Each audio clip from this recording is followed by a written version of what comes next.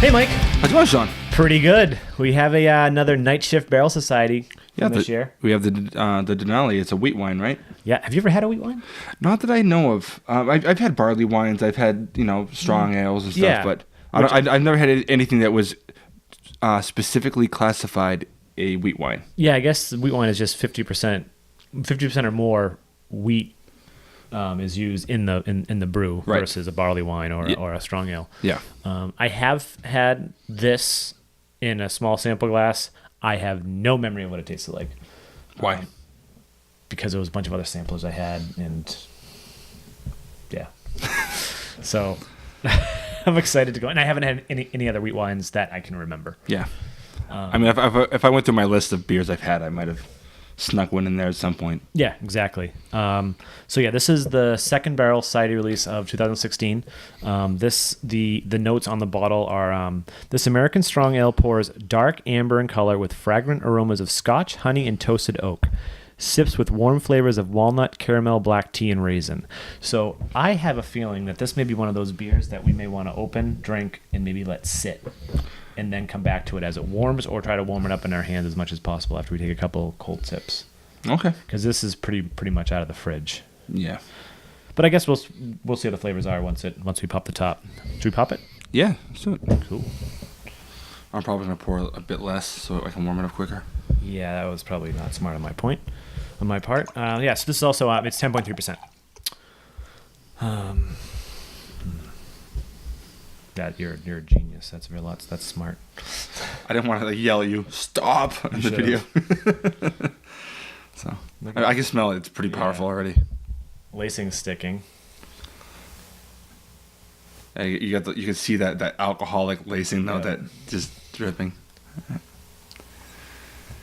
All right. So what do you have for color? Definitely like a raisiny, right? Like it's like a. It's not brown. It's not black. It's like almost a translucent light brown. It almost looks like tea. Yeah. Yep. Like if you look at it, if I have it up into the light there. Yeah. That's what we got on the nose. Raisins. Raisins. Booze. It smells almost just like a barrel-aged stout or something like that, right? Yeah. It smells very strong of like bourbon or whiskey of some sort. Yeah, I get the honey. Oh, you get a lot of honey, yeah. Oaky. Well, not as much oak as I was expecting, but like you said, the raisins, dark fruits. I'm getting like sweet. I'm not getting. I mean, it says caramel. I think I'm almost getting like almost a molasses, almost in a weird way. Yeah, like a darker caramel. Yeah. Yeah. Well, I know molasses and darker caramel, but that's usually what I think of when I think of molasses. But you're getting a very big punch of dark fruit. Yep. You're not getting any like wheat character though. I don't think. Yeah, you're right. I'm not getting much wheat. I'm wondering if that's going to come in on the mouth. Let's find out. Let's find out. Cheers. Yes, sir.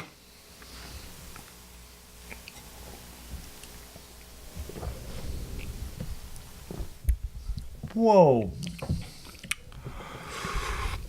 There's a lot of flavor in that one. There's a lot going on in that.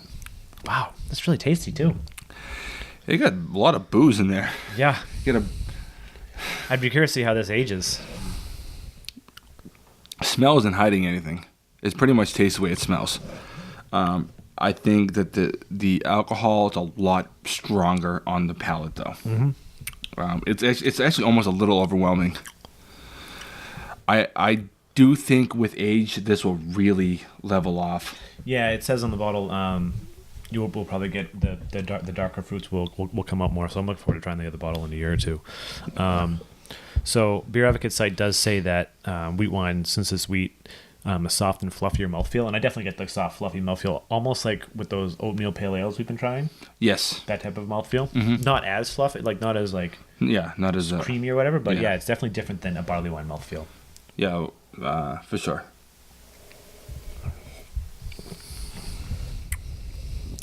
Yeah, it's just booze, raisins, caramel, coffee.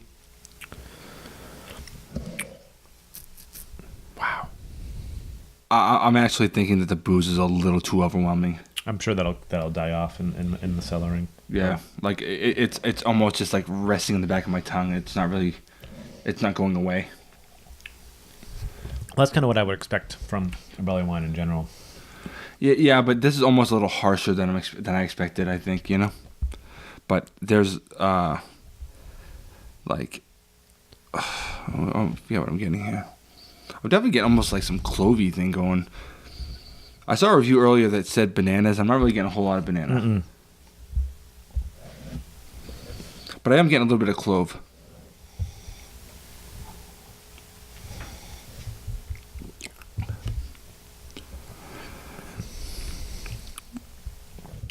I'm not getting the clove. I'm getting like... No, I mean on not in the mouth, on the nose. Oh, I don't really get it on the nose. I am getting like a weird... I know just because my brain hears the word wine, but I'm getting like a weird... in the back of my tongue, like... this, like a wine cat, like a... It's triggering something in my brain that reminds me of drinking wine. With the flavor profile I'm getting on the back. Well, the alcohol content's just about the same as wine. It's probably that. So what do you think you'd give this one, sir? I can't rate on style because I've never had something like this. Like if I was gonna rate this like in the same genre as like a barley wine or a strong ale, I think you'd have to. I think that's fair, right? Yeah. It's a little. It's definitely different from the barley wines we've had, like the Double or Nothing or the. Yeah, but I mean, it has a lot of characteristics of a strong ale. It's not like you're going way out of bounds here. I'd probably go like 3.5, 3.75. Like. Okay, good. I'm glad that we're in the same ballpark. I'm thinking 3.5. Yeah, and I'm thinking that if the alcohol drops off a bit, I'm thinking I will enjoy it better. I think in a year this is gonna blow our socks off. Yeah, that's what I'm really hoping. You know, right now it's certainly good. It's good. Like it's definitely. There's certain characteristics of it that I'm finding a little bit unpleasant. Yep. That I do think aging will really eliminate altogether. This would be a good winter beer for sure. Like that. But yeah, so Nerdsense 3.5, 3.75. I think I would go 3.5. Okay, so. Yeah. So Nerdsense 3.5 for Night Shift's Denali, their second barrel cider release in 2016. Their wheat wine.